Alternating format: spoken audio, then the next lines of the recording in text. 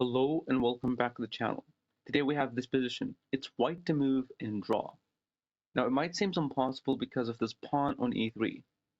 It's gonna push. The king cannot do anything to stop this pawn, so we only have the knight. But can the knight stop the pawn? Well, let's see.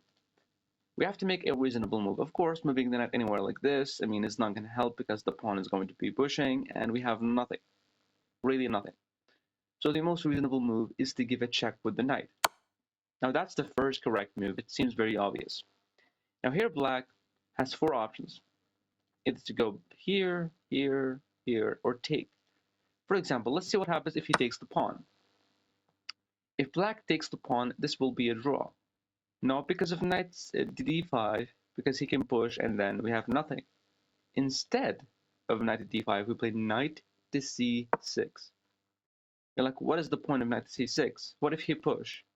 Well, whenever black plays e2, then we have knight to d4 attacking the pawn. He cannot defend it, and he's going to lose it. And if he decided to promote to anything, it doesn't matter because we have a check, a fork, king moves, and then we take here.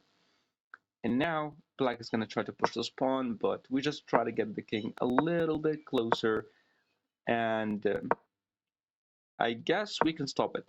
Yes. And even if the king try to go here, whenever he pushes, we sack the knight for the pawn, and that's going to be a draw. So that's cool, right?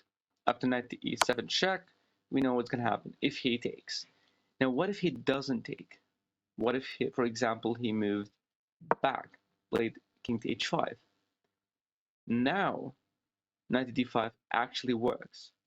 The reason knight to d5 now works because we will take this pawn. And he can now push it because it's going to be a fork, and then we're going to win the pawn. And again, whenever he takes, we get the king closer to defend the knight, and then we sack the knight whenever the pawn reaches g3 or g1. Okay, so after this check, it doesn't work if he went here or here, it's going to be a draw. Okay, what about king to f7 though? King to f7, we cannot play knight to d5 because there will be no fork to win the pawn in the end. That's why we have to play knight to c6. The idea behind knight to c6, we want to go here. We want to give some kind of a check and go back to try to stop the pawn from pushing. Here black has two options, either to play king g6 to attack the pawn or to play e2. Now what if you played e2? Then we have knight to e5 check, king moves somewhere, and then we play knight to f3 or knight d3. It doesn't really matter where.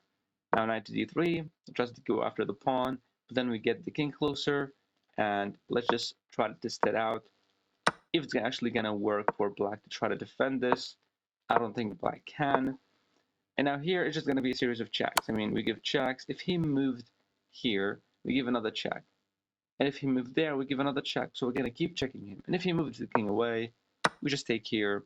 And whenever he pushes the pawn, we sack the knight for the pawn. Okay, so after this check, we looked at king h5, king takes g5, and king to f7. All right, what's going to happen if black played king to h7? If you want to put this on a chess engine, it shows that black is still winning. It's very insane, but actually black is not winning. I'm not really sure how the engine sees this as winning for black. Now you're going to see why.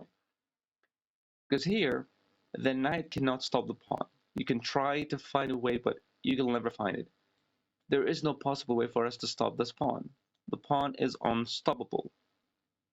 So what do? We play this check. If black went here, we have a very simple move, check, takes, and here, and then we sack the knight for the pawn. All right, but what if he went to the corner? We have no more checks. We have nothing, and the pawn is gonna push. Are we going to panic and go back and try to do something? We can't do anything to stop this pawn. So what do? You guessed it. We get the king b4. Like, what is the point of king b4? He's gonna make a queen. Yes, that is the point. We let him make a queen because we can play king to d6. Now you might say, well, that's suicide. Of course, black is winning here. The reason black is not winning here because of the very simple idea. One piece by itself cannot ever checkmate the king with the defense. Never. It's not never gonna happen. So black needs the king and needs the pawn. But as you can see right now, the king cannot move because of the pawn and the knight, and the pawn cannot move. So the only piece that can move for for black, is the queen. It does not matter where black actually plays. It doesn't matter. The king will just go here and there, like for example, any kind of check, we move up. I think it's still fine, even if here, if he played a check, we still move here. He doesn't have any more checks, he cannot sacrifice, of course. He has nothing. The king cannot get here to try to defend or whatever. The knight will always be defended by the king, and the knight will always be defending the pawn. So that ensures the trapment of the king and the pawn here. So only the queen can move, but the queen moving by itself will not help. Will never help. Even here, we can just move the king here. It doesn't really matter because there will always be some kind of a check, but we just keep moving. Checks, whatever. We keep checking, and black has nothing. I hope you like this video. Thank you for watching.